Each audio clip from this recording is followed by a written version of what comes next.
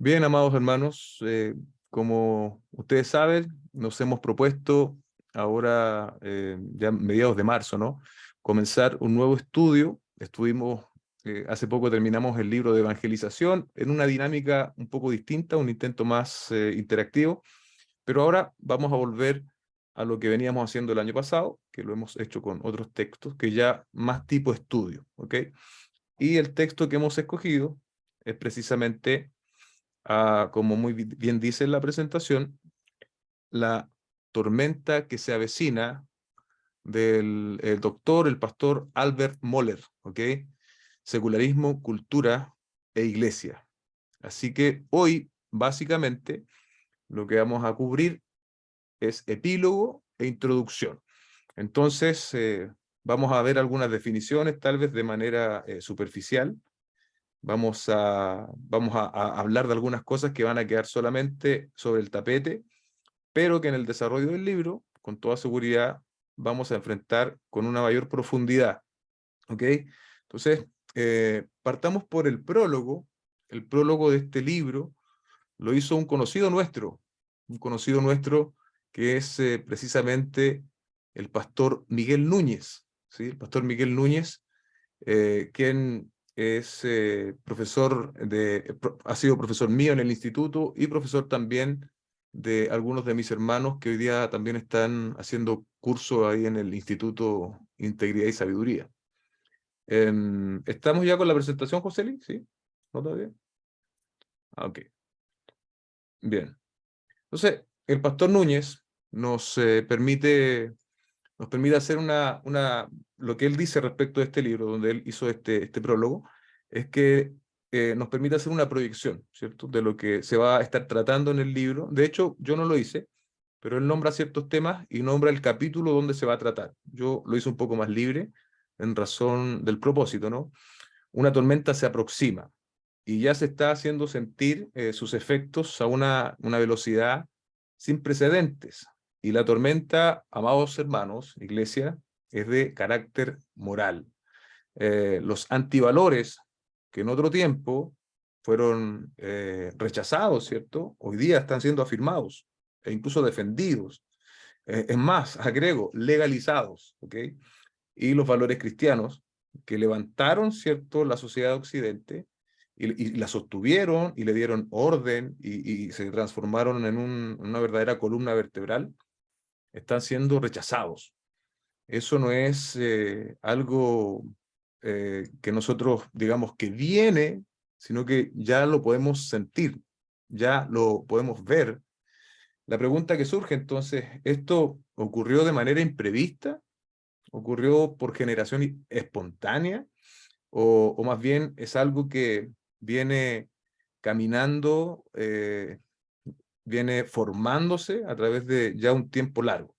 Bueno, obviamente, como muchas cosas no surgen de manera espontánea, no surge de manera imprevista, esto comenzó con la era moderna y ha experimentado un aceleramiento precisamente en los últimos 50 años, y yo ocupé la palabra aceleramiento. Entonces, en los últimos 20 años, un hiperaceleramiento de todo lo que nosotros podemos ver. Yo pensaba un poco en esto y en nuestra realidad. Me acuerdo poco antes de casarnos con mi esposa, tiene que haber sido, acá a Chile llegó WOM, la compañía WOM, y WOM tiene una publicidad muy progresista, al límite. Yo me acuerdo muy bien cuando las primeras propagandas, y todas las personas, o la mayoría de las personas, nos sentíamos sorprendidos, cristianos o no, por cómo esa empresa llegó a instalarse con una publicidad prácticamente con una moral absolutamente distinta y contraria a la que nosotros estábamos acostumbrados. Y no tengo el dato específico, pero creo que deben ser 10 u 8 años que WOM llegó acá a Chile con este tipo de publicidad, ¿sí? Yo creo que ellos fueron precursores en este sentido, me atrevo a decir. Pero después de eso, parece que hubo un aceleramiento en estos antivalores. Y hoy día yo he conversado con muchos de ustedes incluso, y nos damos cuenta cómo en la educación ya esto se ha instalado. Hay testimonios que me han contado muchos de ustedes de niños que, que en la infancia, digamos, en la preescolar los hacen vestirse quieren que se vistan de niñas. Hace poco Katy con Sergio también nos comentaban cómo al inscribirse para recibir unos regalos por parte del municipio, al niño hombre le llegó una muñeca. Entonces, y nos damos cuenta que ya WOM, digamos, se ha quedado atrás con su propaganda, porque esto es transversal. Aquí mismo en Macul, el municipio tiene una oficina para guiar a los niños que quieren cambiarse de sexo, para guiarlos, para que no sea un proceso traumático. Y hace poco precisamente hablaba con Joseli, él me mandaba una imagen respecto de ciertos cursos que les están pidiendo a los trabajadores que hagan referente a estos mismos temas. Entonces, hermanos, ¿por qué es importante hablar de estos temas? Porque no es algo que va a suceder en 5 años más. Es algo que nosotros aquí en Latinoamérica, en Chile, ¿cierto?, estamos viviendo con mucha fuerza. Yo no sé cuál será la experiencia de países vecinos, pero en Chile lo estamos viviendo con mucha fuerza, con mucha agresividad. Y esto se viene levantando, como dije antes, desde la era moderna, pero en los últimos años se ha hecho cada vez más fuerte. ¿Cuál era el paradigma de la era moderna, cierto? Levantó a la ciencia, la era moderna, ¿cierto?, como la única fuente de verdad y relegó todos los valores religiosos a sentimientos y opiniones. La era moderna cuando comienza, ¿cierto?, ellos dicen vamos a arreglar el mundo y vamos a arreglar el mundo en base a la razón, ¿sí? Esa era una propuesta, digamos. Entonces, aquí básicamente afirmaron que existen dos terrenos. Está el terreno de los hechos, según ellos, avalado por la ciencia, y el terreno de los valores, que básicamente tienen relación con la religión y la moralidad. Eso, cuando yo lo leía, y también me acordaba de las clases en el instituto de Cosmovisión, suena conocido, hermano. Cuando usted habla con jóvenes entre 25 o 35 años, es lo que los jóvenes afirman, es un poco de lo que ellos están parlamentando, hablando hoy entre ellos. Porque esta tormenta con tanta agresividad ya la estamos viviendo, hermanos. Ya la estamos viviendo y como iglesia, como creyentes, debemos discernirla. Uno de los puntos que precisamente vamos a enfatizar hoy es que tenemos que aprender a discernir, aprender a evaluar dicha tormenta, de modo que podamos enfrentarla de mejor manera. Algunas preguntas que yo quise hacer, a ver si las vemos ahí en la presentación ahora, y que vamos a ir resolviendo una por una.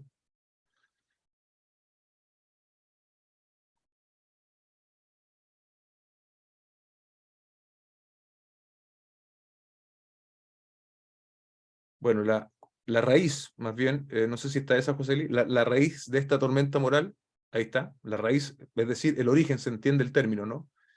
Es el rechazo a la revelación de Dios. Entonces, cuando el hombre rechaza la revelación de Dios, dice, no, Dios no se ha revelado o yo no quiero esa revelación, el hombre queda solo con su razón. En términos prácticos y conocidos por todos los cristianos, el cristianismo, perdón, fue el pilar de esta sociedad. O sea, si esta sociedad occidental está en el lugar que está hoy, con las condiciones de estabilidad que tiene hoy, es en gran medida por el efecto que el cristianismo ha tenido en la sociedad.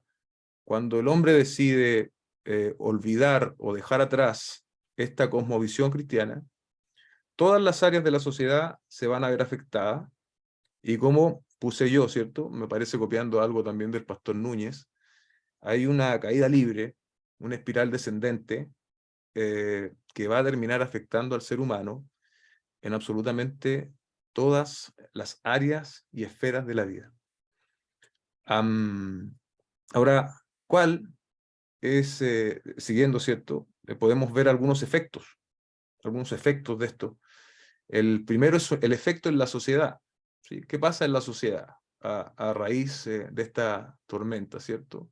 ¿Qué es lo que promueve el movimiento moderno? Se alejó gradualmente de la idea de un Dios creador, que como es obvio fue necesario rechazar la revelación de Dios, lo decíamos recién, y esto terminó afectando el modo de vivir de las personas.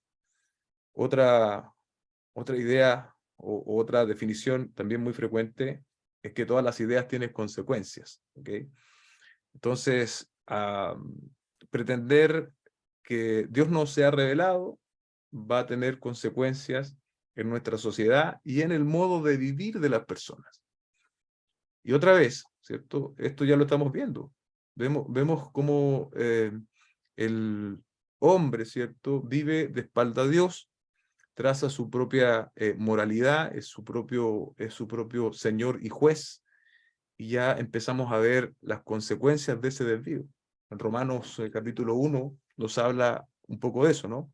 Ahora, el efecto en la sociedad, que sí va a ser tratado con más profundidad en el desarrollo del libro, permítanme poner silencio acá, no se queda allí, sino que el tema es que la iglesia cristiana también es afectada. Y el efecto en la iglesia, ¿cierto? Empieza a permear como muchas corrientes, ¿cierto? Y el efecto, tal vez uno de los más conocidos, es precisamente la teología liberal. Hemos hablado, ¿cierto? Tal vez no con la profundidad que requiere esto del término de la teología liberal como tal. Me parece que en clases también yo lo abarco, al menos en la definición. Entre otras cosas, y es importante esto, sostiene que la Biblia no es infalible, mucho menos inerrante.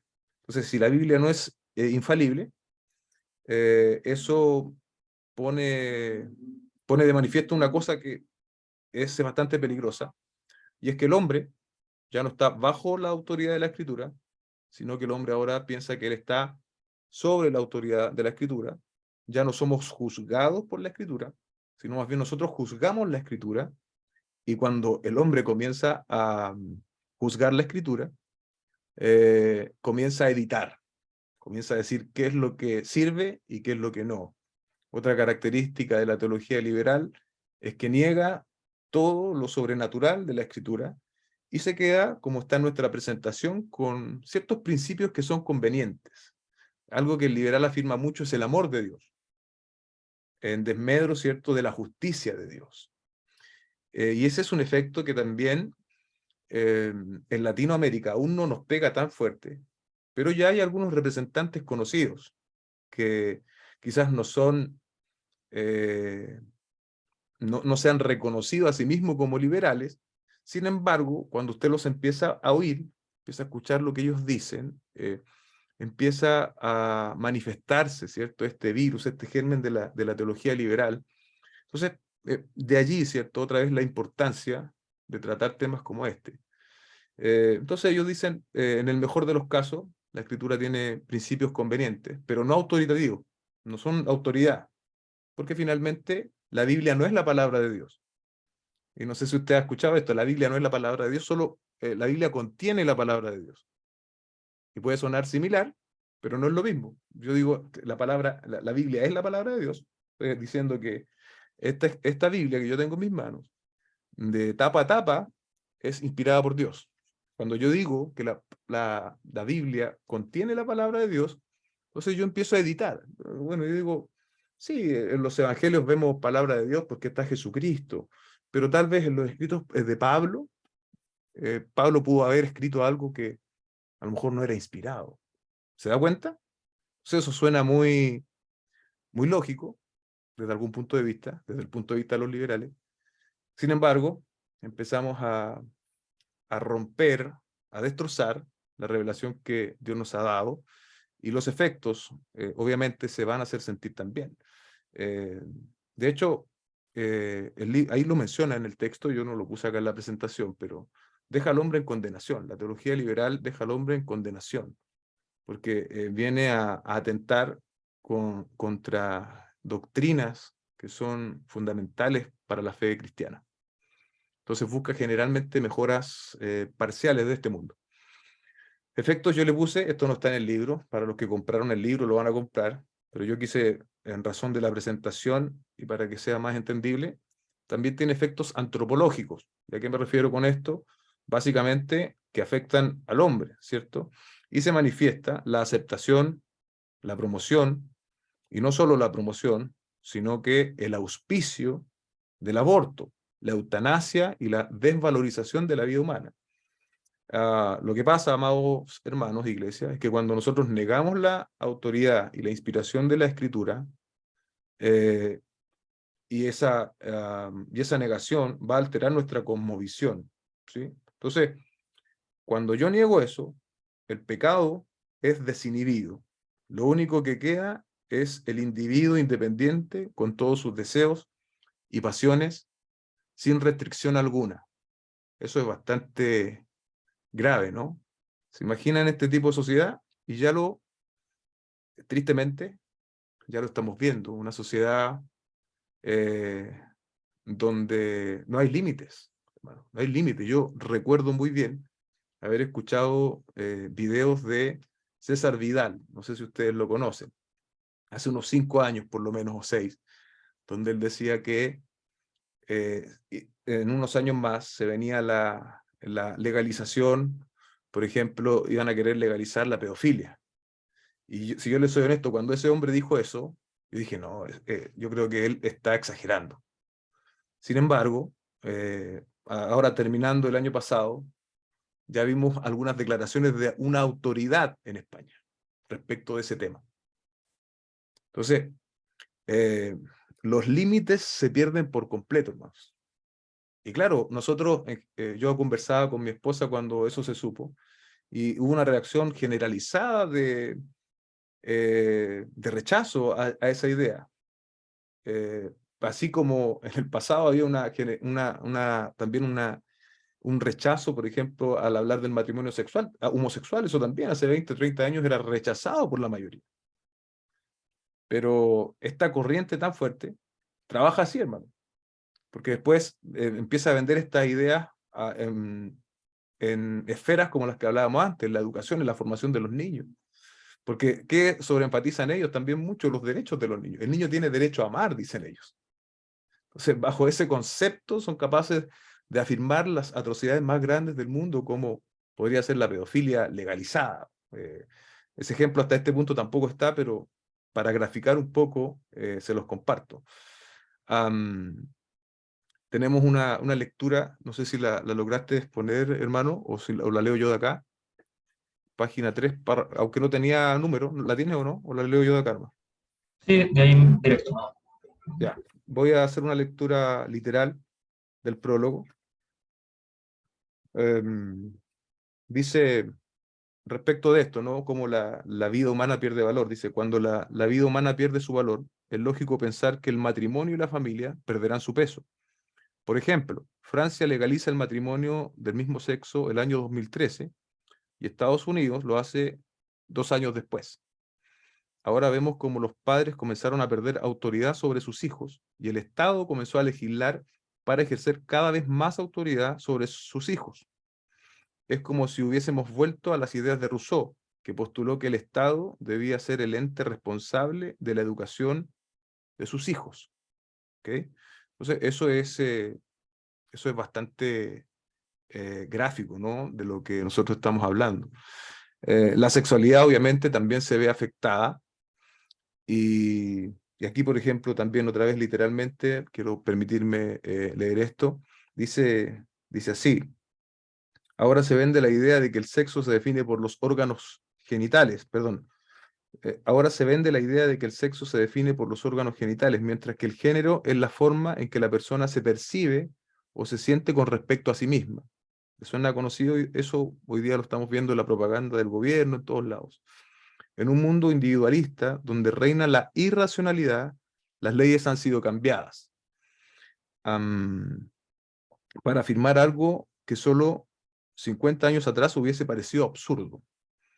Pensar que le otorgaríamos a un niño de 10 años el derecho a tomar la decisión de que se realicen una cirugía y de recibir hormonas como un cambio de sexo hubiese parecido descabellado hace unos pocos años, pero en nuestros días parece algo avanzado. También eso es digno de subrayar, ¿no? Porque ellos son progresistas, ellos tienen mentes progresistas, pero detrás de esa puesta progresista vemos cómo se atenta a cuestiones de diseño, básicamente, y en temas tan sensibles como la niñez, ¿cierto? Ellos quieren alterarlo, quieren meter sus garras allí, por decirlo de algún modo, y son cosas que no van a pasar. Lamentablemente, amada iglesia, ya están sucediendo. Como ya somos conscientes, esta tormenta es capaz de destruir todo a su paso. Ya comenzó los efectos en esta generación, lo estamos viendo, pero imagínense lo que nosotros estamos viviendo hoy, cómo va a ser en generaciones futuras. ¿Quién debe ser el antagonista natural para esta tormenta? Espero que al menos en nuestra voz esté la respuesta, ¿no? La iglesia y este movimiento, esta cosmovisión, lo sabe. Debemos, por lo tanto, estar preparados. Eso es básico y elemental. He utilizado la palabra cosmovisión y no la he definido, tal vez arbitrariamente, pero quiero decir, la cosmovisión es básicamente el lente con el cual tú miras, con el cual tú observas todo y obviamente vas a responder según lo que tú estás mirando. La cosmovisión cristiana es una cosmovisión que levantó nuestra sociedad occidental, a la cual se le debe mucho, hermanos. Muchos de los movimientos, por ejemplo, de reivindicación de la mujer, comenzaron con mujeres cristianas allá en Estados Unidos. Que lamentablemente en el camino terminan desvirtuándose, como lo vemos hoy en día. Los hospitales, los primeros hospitales fueron personas cristianas que inauguraron esos hospitales, esa atención a los enfermos. Entonces, el efecto del cristianismo, no solo en términos religiosos, sino que transversalmente es enorme. Y cuando uno comienza a leer y a estudiar, se da cuenta de esto. Entonces, lo que esta gente pretende es que todo esto sea ignorado y quieren proponer una nueva cosmovisión. Y de allí el peligro. Es eso un poco lo que nos habla, ¿cierto? El pastor Núñez. Y para terminar y dar, si usted no conoce quizás a Albert Mohler, yo lo quise resumir así, lo que dice el pastor Miguel. El libro no es un análisis subjetivo y alarmista de la realidad. Como decimos acá en Chile, no, como que le está poniendo mucho color. No se le está poniendo color. Esto es un análisis real. Y hoy en día nosotros no tenemos que esperar para ver muchas de las cosas que vamos a tratar en este libro. Tristemente, ya las estamos viendo. El autor no es un neófito en la materia, nos va a ofrecer un análisis experimentado, posee una vasta información y tiene una visión de atalaya extraordinario, afirma el pastor Miguel. Nos dará consejos cómo navegar sin naufragar en medios de tiempos tan difíciles como los que estamos viviendo. Así que esa es la idea del prólogo. Como ve, bastantes aristas e información, y ahora espero que podamos ir introduciéndonos más. Es obvio que esta clase inicial nos va a dejar tal vez más dudas que respuestas, pero es un poco también la idea, ¿ok? Para que conforme avanzamos en el libro, esas dudas se vayan resolviendo. ¿Amén? Vamos inmediatamente entonces a hablar ahora de la introducción, que esto ya, como es obvio, la introducción es hecha por el mismo autor. ¿Amén? Deme un segundo. Bueno, aquí se ocupa un personaje de la historia. Usted puede ver ahí en la presentación, Winston Churchill. Fue uno de los líderes de la historia y personalidades muy interesantes. Un concepto que me pareció bueno poner acá es que no podríamos hablar de la supervivencia de la libertad en la era moderna sin la influencia de este personaje en la historia. Cito: siempre me ha intrigado una gran pregunta. ¿Cómo pudieron las proféticas advertencias de Churchill sobre la amenaza nazi ser tan correctas y sin embargo tan ignoradas durante tanto tiempo? Ahora, algo de la historia de Churchill, ¿no? Después usted va a entender por qué estamos hablando de este personaje. Él durante 30 años fue un político entre muchos, un político más. Sin embargo, él tuvo la capacidad de avisorar la amenaza nazi mucho antes que nadie. y cuando el tema, ¿cierto?, respecto de la amenaza nazi comenzó a hacerse más fuerte y comenzó a amenazar Gran Bretaña, el hombre más preparado y el que tenía una mejor visión al respecto fue precisamente Churchill, ¿sí?, que declaró la guerra a Alemania y finalmente actuó para detener el avance nazi.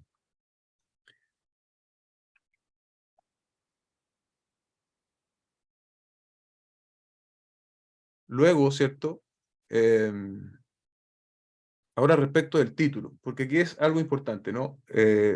Churchill escribió un libro, ¿y sabe cómo se llama el libro de Churchill?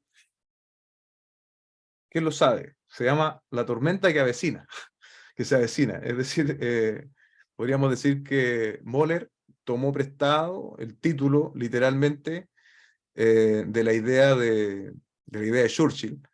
Entonces, ¿por qué él utiliza esta misma idea, digamos? Precisamente porque Churchill anticipó el poderío nazi, o lo que se estaba gestando, y podemos ver nosotros hoy día esta tormenta, ¿cierto?, en formación a través de la historia, como dijimos antes, hace más de 50 años, y con gran aceleración en los últimos tiempos, en los últimos años. Esto, y quizás la tormenta que se avecina en términos seculares de cosmovisión es mucho más difícil de distinguir que la que pudo discernir el mismo Churchill, porque aquí no se trata de un personaje en particular o ni siquiera de un grupo de ideas en particular, sino que es algo mucho más generalizado. Es, como yo decía antes, una cosmovisión. Y la analogía que nos propone el autor, aunque nunca son perfectas, con todo, ¿cierto?, esta tormenta de tipo secular es mucho más difícil de identificar. Y como hemos dicho también, propone una nueva cosmovisión para nosotros el mundo occidental. Ya podemos ver entonces los resultados de eso. Yo también aquí lo planteo como pregunta, ¿cierto? ¿Por qué apelar a esta historia o a la historia de Churchill, ¿cierto? Y aquí hay algo que tenemos, ese es como el primer punto que quiere destacar el autor, su argumento principal. La primera tarea de la fidelidad está en comprender la realidad, ¿sí? Comprender la realidad. Y ese comprender la realidad tiene que ver con entender la tormenta y verla tal como es, ¿cierto? Entonces, el primer paso es ver la situación en la cual estamos nosotros inmersos como cristianos de este siglo. Tenemos que aprender a reconocerla. Si usted lo quiere escuchar de otro modo, cuando usted va al médico, el médico, y si usted va enfermo, el médico no le va a decir, ya tómese esto, tómese unos analgésicos y váyase para su casa. El médico va a poner atención a lo que usted le está diciendo y va a tomar medidas. Si él no tiene claridad absoluta de un diagnóstico, y a veces incluso aunque lo tengan, le va a enviar a hacer exámenes. Aquí creo que se está apelando a lo mismo, ¿cierto? Por eso Moller, ¿cierto?, ocupa esta analogía y toma prestado el título, ¿cierto?, respecto de la tormenta que se avecina. Achicando un poquito más el terreno, hablamos del avance de la secularización. El autor, como usted comprenderá, es de Estados Unidos, entonces él hace muchos alcances a la realidad estadística, incluso de Estados Unidos. En países como Estados Unidos, las cifras de asistencia a la iglesia son bastante robustas en algunos sectores. Y la mayoría de los estadounidenses se identifican como personas cristianas. Sin embargo, en los últimos años, dicha cifra está cayendo. Y, por ejemplo, en los últimos 10 años, las personas que se reconocían a sí mismas como cristianas disminuyeron en un 12%. Entonces, si en 10 años disminuyen un 12%, si nosotros proyectamos ese porcentaje, el resultado es obvio, ¿cierto? Cada vez en países como Estados Unidos, que se constituyeron por la colonización de iglesias, los colonos, ¿cierto?, de Estados Unidos fueron básicamente personas protestantes. Por eso es el país, el tipo de país que es. Eso tiene que ver mucho con incluso la estabilidad que el país tiene propiamente tal. En su constitución, si bien no fue escrita directamente por protestantes, sí hay mucha influencia protestante allí. Constitución que hasta ahora mantiene, ¿cierto? Me imagino con algunos cambios, porque obviamente son ellos hoy día en América probablemente los más avanzados o progresistas, no sé si en todos los estados, pero sin lugar a dudas lo son. Y otra cosa, ¿cierto? Respecto de también Estados Unidos, pero yo mientras leía esto y lo masticaba, yo creo que acá en países como el nuestro, en países como Chile, no debe ser muy distinto. Un tercio de personas jóvenes, menores de 35 años, no tienen identificación religiosa. O sea, es decir, tú les preguntas qué religión eres y no saben decir nada, dicen, no, yo. Algunos dicen tener su propia espiritualidad, otros dicen ser agnósticos y algunos también ateos. Y como lo decía yo, en Chile, y me atrevo a decir que en Latinoamérica también, la situación no es mucho mejor.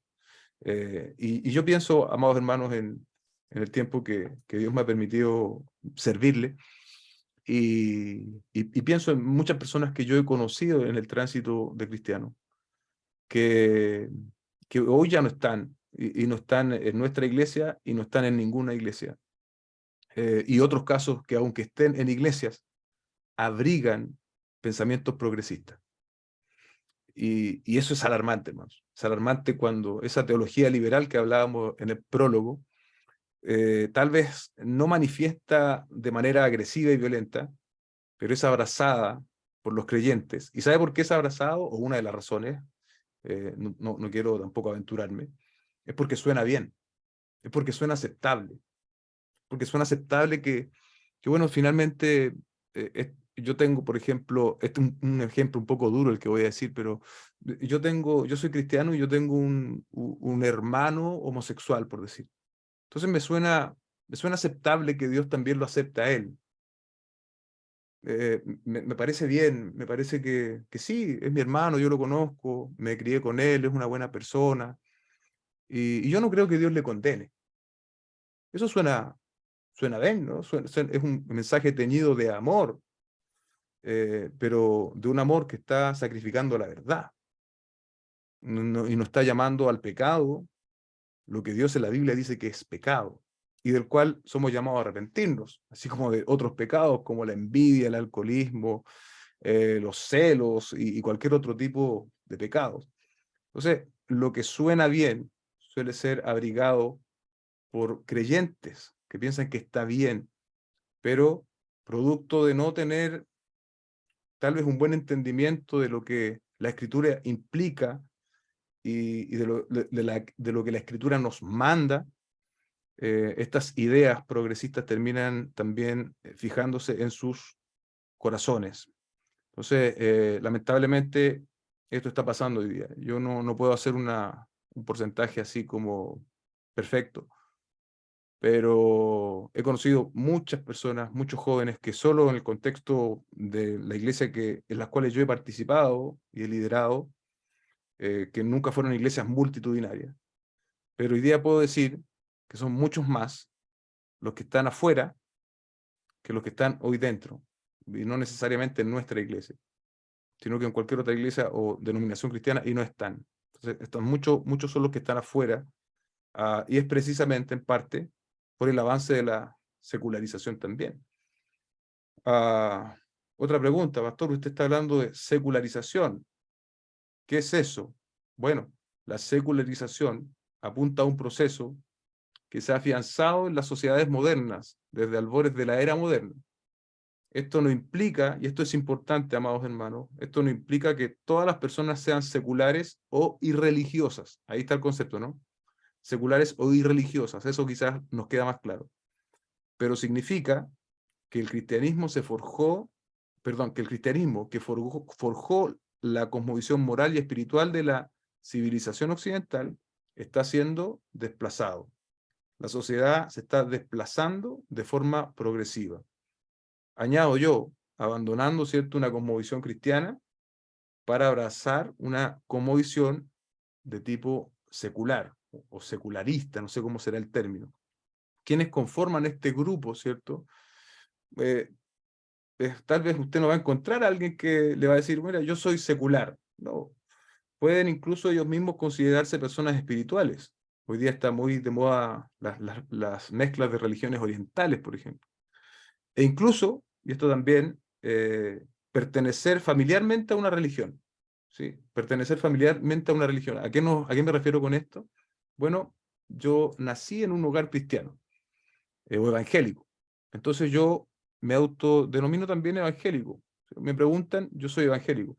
Sin embargo, no me relaciono en una iglesia, mucho menos leo la Biblia y mucho menos la obedezco.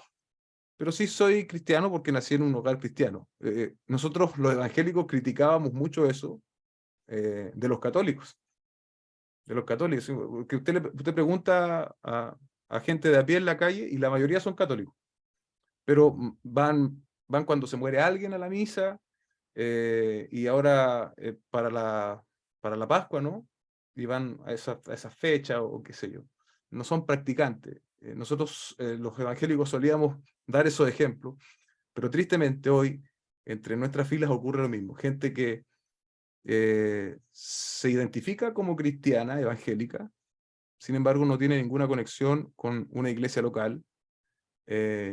Y obviamente, hermanos, si no hay conexión con una iglesia local, es altamente probable que no haya conexión con la palabra de Dios, menos obediencia a la palabra del Señor. Y ahí usted puede ver otro signo del avance de la secularización en nuestra sociedad. Por lo tanto, este grupo está conformado por una asociación de personas que dicen nosotros somos los seculares. No, esto es, hermanos, y ahí tal vez uno de los peligros, esto es transversal. Esto es transversal y muchos seculares dicen que son cristianos. Sin embargo, tienen un pensamiento secular gobernándolos.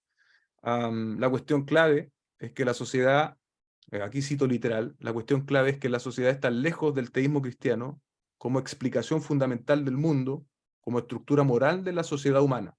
¿Ok? Las afirmaciones de la verdad cristiana han perdido toda autoridad vinculante en la cultura y es pérdida de esa autoridad vinculante el hecho más importante. Muchos dicen creer en Dios, pero es un tipo de cristianismo sin práctica, sin obediencia a Dios, es solamente nominal, es solamente en los labios, ¿cierto? Entonces, esto es importante y esto es muy grave, ¿cierto? Hay un abandono, ¿cierto?, de esta estructura moral en la sociedad. Entonces, las afirmaciones de la verdad cristiana ya no son importantes, ya no son vinculantes. Lo que Dios diga respecto al matrimonio, sí, es bonito, es un buen plan, pero eso ya no sirve para mí, eso quedó un poco atrás. Yo prefiero como tener una vida más libre, estar con una persona y si luego me aburro, bueno, buscaré otra persona, de un amor más libre, ¿no? Entonces, ahí usted también puede ver otra vez una presentación de esto del secularismo. Eh, esta semana compartí una predicación que hicimos en tiempos de pandemia respecto del matrimonio. Véanla, en especial obviamente los casados. Y yo partía esa predicación dando algunas estadísticas, algunos datos objetivos respecto de la convivencia. Hoy día muchos no se casan, pero conviven.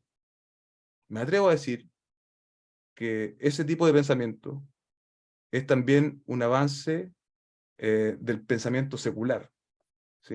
Entonces, eh, hay que tenemos que ponernos, ¿cierto?, ceñirnos de esta cosmovisión cristiana y analizar las cosas en conformidad a lo que Dios nos ha enseñado y revelado en la palabra. ¿Cómo perciben los secularistas al cristianismo?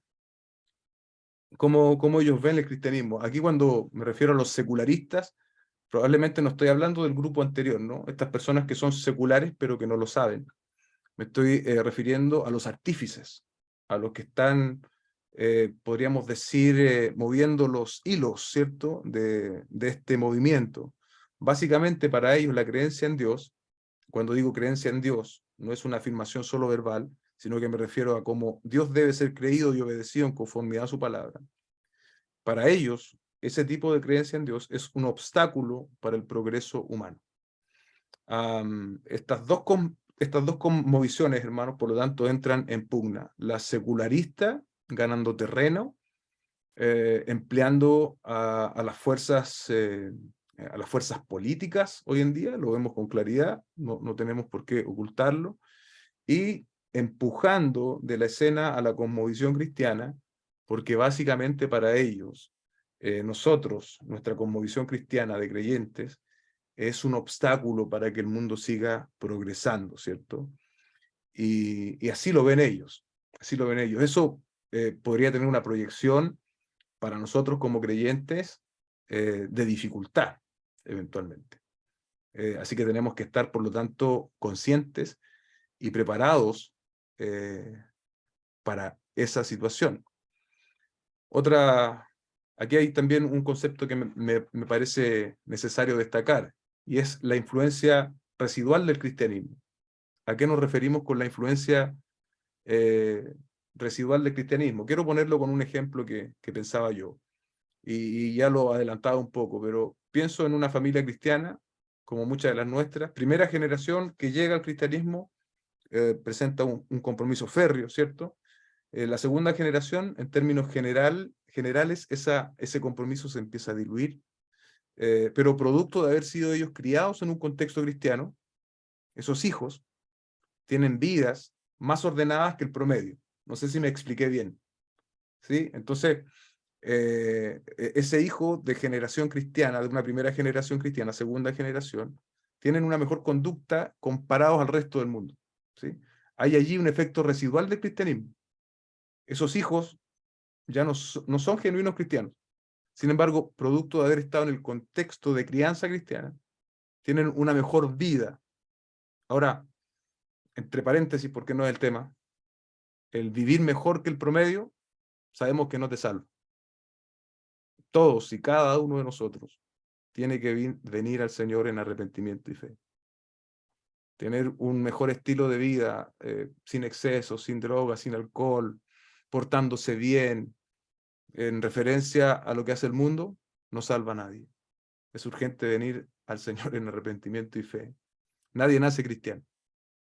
Pero sí, yo ocupo esta ilustración como el efecto residual. Ahora, el cristianismo ha tenido un efecto residual en la cultura. El autor dice, la influencia residual del cristianismo bíblico en la cultura general existió durante algún tiempo, pero las presiones de la edad moderna reciente, y sobre todo la revolución sexual, están erosionando y oponiéndose incluso a la influencia residual. Y eso lo estamos viendo de forma clara, ¿cierto? Hay esa influencia residual que mantuvo en cierto encuadre a la sociedad por muchos años, por muchos años. Esos límites parece ser que cada vez se pierden más. Cada vez esos límites cada vez se hacen más amplios, ¿sí? Moralmente hablando, y la sociedad los va perdiendo. Y vemos, ¿cierto? Es cosa de ver, hermano. Usted puede tomar una entrevista de una persona hace 20 años y preguntar asuntos morales contingentes, y va a ver que hace 20 años la respuesta era mucho más conservadora. Y esa respuesta conservadora dice relación con ese efecto residual. Hoy día ese efecto residual está desapareciendo por las presiones, por la cultura, porque esto ya es a nivel de propaganda, ¿cierto? A nivel educacional. Entonces, la contienda la contienda es desigual, como decía un héroe chileno. La contienda es desigual, pero tampoco estamos solos, ¿cierto? No quiero ser alarmista con esto, porque si bien el escenario es triste, es preocupante, lo maravilloso, hermanos, es que nuestro Dios es soberano y el final está asegurado, ¿sí? El final de toda esta historia está asegurado. Lo que no nos libera a nosotros de nuestra responsabilidad, ¿sí? Soberanía de Dios, responsabilidad humana. Esto está en la clase 3 de la escuela Berea, la prueba número 3, ¿o no? No sé, o en la 4 quizá. Los agentes que promueven el secularismo no agotarán sus esfuerzos, y recursos, precisamente, para negar incluso la historia, hermanos, como decíamos antes, y marginar la cosmovisión cristiana de la sociedad. Esa es su labor. Usted no ha escuchado decir, el cristianismo ha matado más gente que no sé qué, y son puras ideas al aire. son pura idea al aire sin fundamento. Pero como yo decía antes, les daba algunos ejemplos, podemos hacer listado de los beneficios que el cristianismo ha traído, apartado, incluso sin considerar el efecto religioso, a la sociedad. Y podríamos señalar una tras otra los efectos positivos que el cristianismo ha tenido. Otra cita dice, la era secular firma cheques que no puede hacer efectivos. Afirma que defiende los derechos humanos, aun cuando socava cualquier argumento a favor de la dignidad humana y los derechos naturales. Inventa nuevos derechos, como el matrimonio entre las personas del mismo sexo, el matrimonio, a expensas de los derechos fundamentales, como la libertad religiosa. Hace algunos años vimos como un pastelero, ¿cierto?, fue demandado por una pareja de homosexuales por no estar dispuesto a hacer un pastel para ellos. Entonces ahí hubo una pugna. Entiendo que finalmente el pastelero ganó esa pugna. Afirma tener una alta visión de la dignidad humana, pero esto es, afirma tener una alta visión de la dignidad humana. La cosmovisión, ellos defienden los derechos humanos, y se llenan la boca con los derechos humanos, pero mire lo que sigue.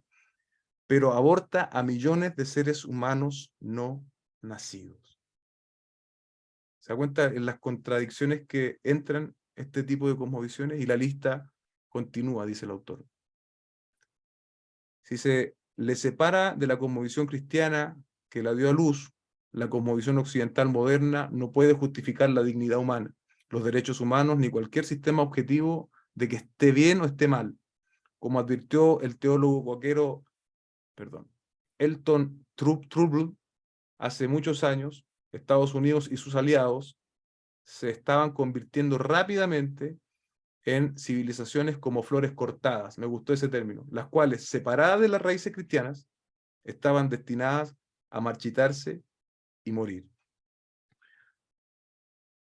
Un central de la tormenta que se avecina es el liberalismo moral, que no puede explicarse sin la descristianización de la sociedad. O sea, ¿cómo crece el liberalismo moral?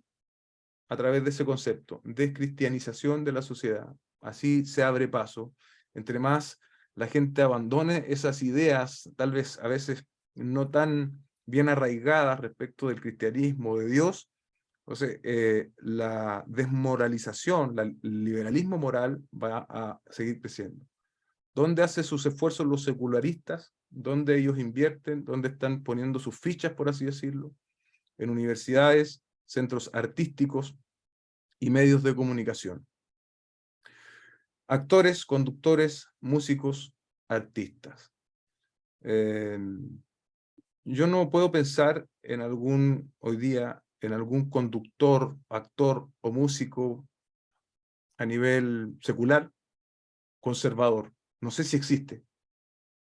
Y si existe, hay uno acá en Chile que es conservador, Alberto Plaza creo que es conservador. Pero mire cómo lo tratan, ¿no? Mire cómo lo tratan al hombre. Pero el 98%, ¿cierto?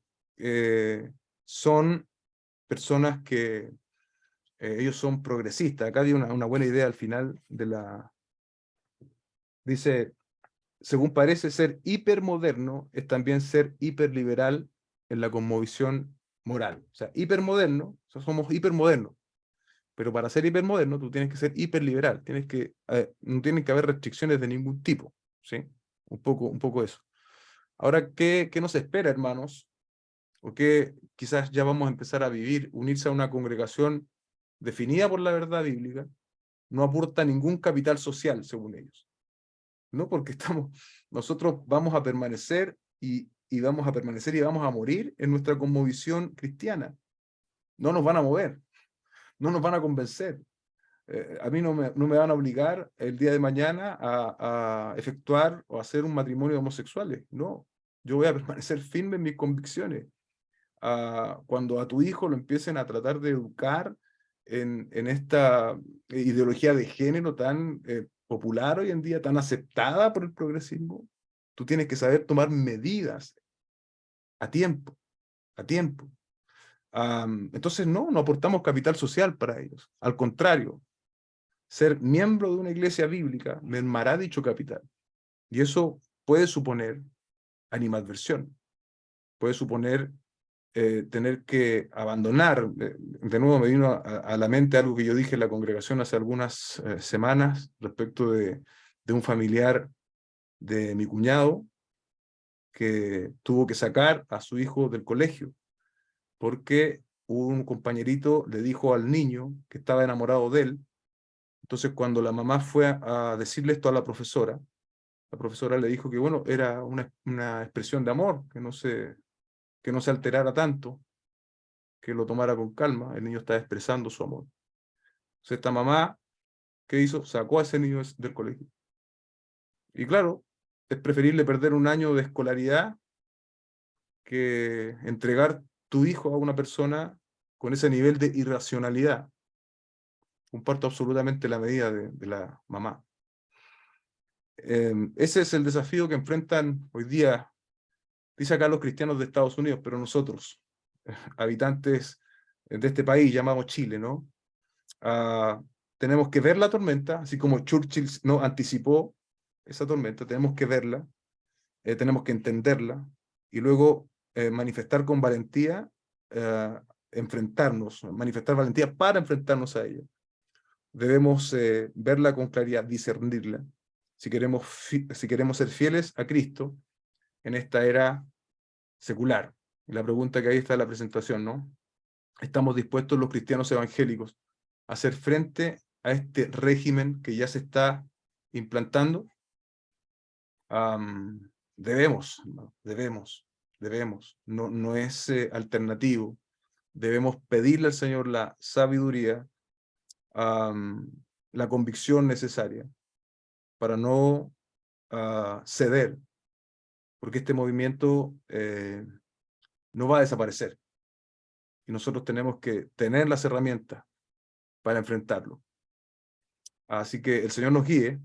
Espero haberles comunicado bien el prólogo y la introducción, porque en las semanas que vienen ciertamente iremos profundizando con la ayuda del Señor sobre estos aspectos que me imagino primero tiene que ver con el conocer un poco esto y vamos a ver hartas cosas que son de datos, por eso es importante que lo podamos ir digiriendo paso a paso. Así que damos por terminada esta primera clase.